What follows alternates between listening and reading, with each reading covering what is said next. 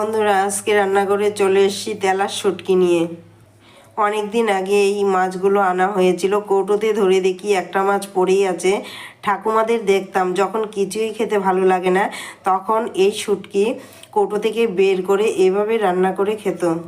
প্রথমে আমি এই রসুন, পেঁয়াজ কুচি, কাঁচা লঙ্কা তেলে ভেজে নেব। তেল গরম হয়ে গেছে, দিয়ে হলুদ দিয়ে দিচ্ছি। খুব সুন্দর ভাজা হয়ে গেছে, নামিয়ে নিচ্ছি। নুন হলুদ মেখে ওই তেলেই মাছটা ভেজে নেব। ভাজা হয়ে গেছে, নামিয়ে নেব। এখন মাছটাকে ছেঁচে মেচে পাটায় কাটা ছাড়িয়ে নেব। রসুন পেঁয়াজ লঙ্কা ওই মাছের সঙ্গে বেটে উঠে নেব।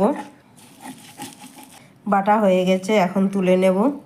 এর মধ্যে দিয়েছি কাঁচা পেঁয়াজ, নুন, কাঁচা তেল দিয়ে ভালো করে মেখে নেব। এইভাবে তেলার শুটকির ভর্তা ভাত দিয়ে খেতে কিন্তু দারুণ লাগে। ওহ, সেই লাগে।